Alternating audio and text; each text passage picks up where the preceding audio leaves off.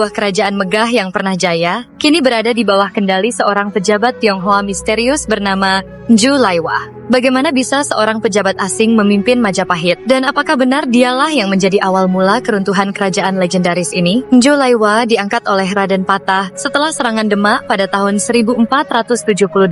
Tetapi masa pemerintahannya justru memicu pemberontakan dan konflik internal yang hebat. Dalam video ini, kami akan mengungkap rahasia di balik keputusan kontroversial ini dan bagaimana intrik politik serta pertempuran berdarah mempengaruhi nasib Majapahit. Siapakah sebenarnya Zhou Laiwa dan mengapa dia dianggap sebagai raja boneka? Jangan lewatkan kesempatan untuk mengetahui fakta menarik dan mengejutkan lainnya tentang runtuhnya kerajaan Majapahit. Klik tombol subscribe dan nyalakan lonceng notifikasi agar tidak ketinggalan kisah-kisah sejarah yang penuh intrik dan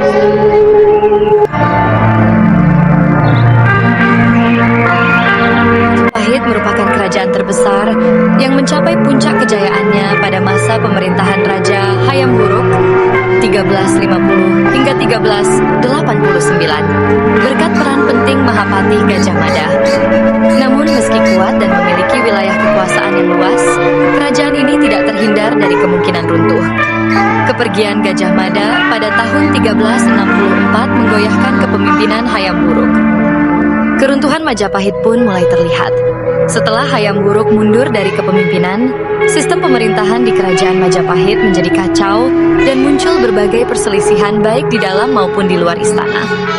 Tidak banyak yang tahu bahwa setelah serangan Demak ke Majapahit pada tahun 1478 Masehi atau 1400 Saka yang dikenal dengan istilah Sirna Ilang Kertaning Bumi, kerajaan Majapahit yang megah itu sebenarnya tidak langsung lenyap. Majapahit masih eksis, namun secara politis berada di bawah kekuasaan Demak. Artinya, Majapahit hanya menjadi kerajaan boneka yang dipimpin oleh pejabat Demak dan harus tunduk pada kebijakan Demak. Menurut kronik Sampo Kong, diketahui bahwa pejabat Demak yang ditunjuk oleh Raden Patah untuk memimpin Majapahit adalah Zhou Laiwa. Dari namanya sudah jelas bahwa ia adalah seorang pejabat dari etnis Tionghoa dan juga seorang Muslim. Selama pemerintahan Raja Zhou Laiwa, pusat kerajaan Majapahit dipindahkan dari Trowulan ke Daha, Kediri. Hal ini dilakukan untuk melumpuhkan sisa-sisa kekuatan Majapahit secara administratif. Meskipun Zhou Laiwa memegang gelar raja, ia hanyalah raja boneka atau wakil dari Raja Demak, Raden Patah. Penunjukan Zhou Laiwa oleh pemerintah Demak dilakukan dengan tergesa-gesa, tanpa mempertimbangkan faktor etnis dan budaya.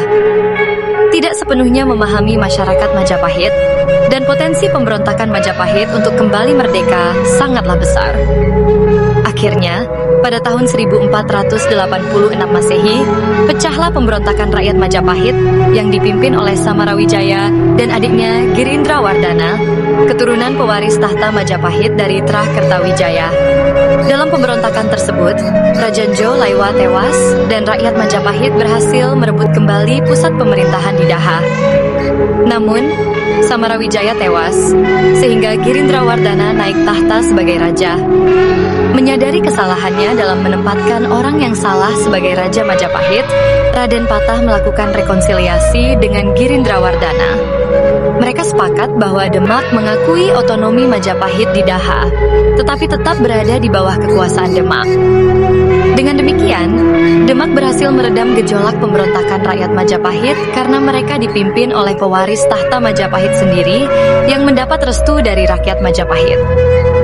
Kerajaan Majapahit ternyata sejak lama memiliki hubungan erat dengan etnis Tionghoa. Dokumen dari kelenteng Sampo Kong mengungkap bahwa kerajaan Majapahit pernah diperintah oleh seorang keturunan Tionghoa.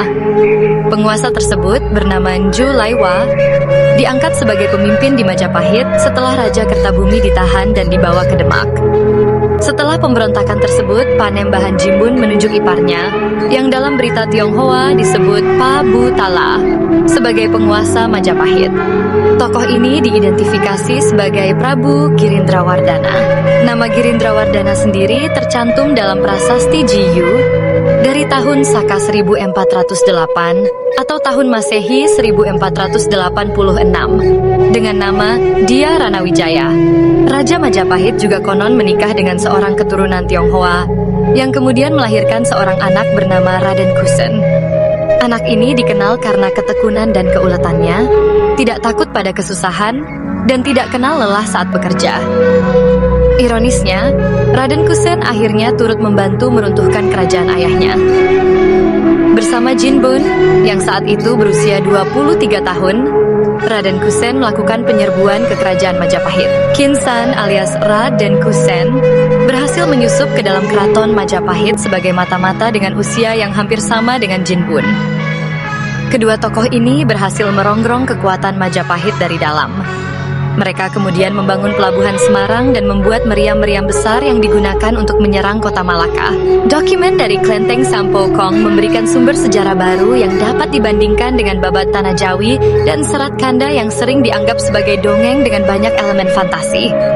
Dokumen kronik dari Klenteng Sampokong di Semarang mencatat kejadian-kejadian sejarah dengan tarik tahun kelenteng tersebut.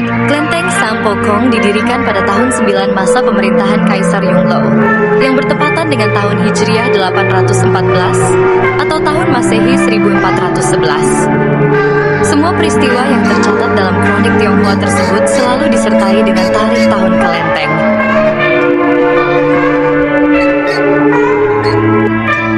Keruntuhan Kerajaan Majapahit adalah salah satu peristiwa sejarah yang penuh dengan narasi dan perspektif yang berbeda. Banyak orang percaya bahwa Girindrawardhana adalah aktor utama di balik runtuhnya Majapahit, menggulingkan kekuasaan Prabu Kertabumi Brawijaya V.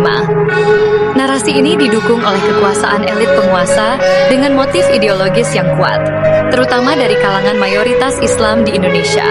Pandangan ini juga didukung oleh beberapa ilmuwan ternama seperti Krum dan A.J. de Graaf.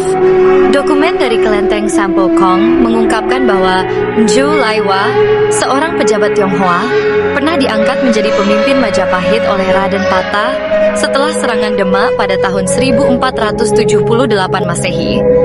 Meskipun demikian, Nju Laiwa hanya bertindak sebagai raja boneka di bawah kekuasaan Demak. Setelah kematian Gajah Mada, kepemimpinan Hayam Wuruk menjadi goyah dan keruntuhan Majapahit semakin terlihat.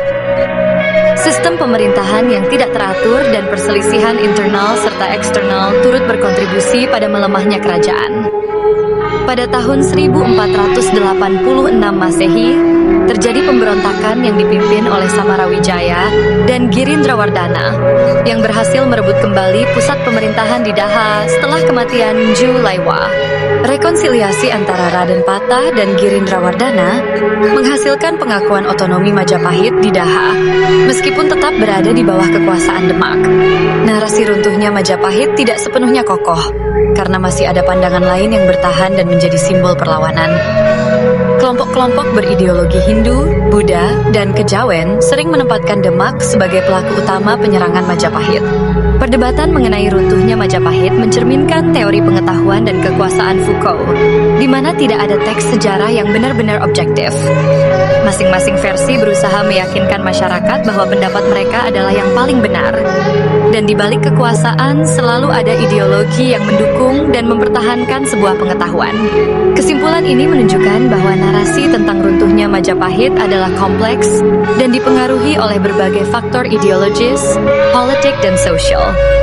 Tidak ada satu versi yang sepenuhnya benar, melainkan berbagai pandangan yang saling berkontribusi dalam memahami sejarah tersebut.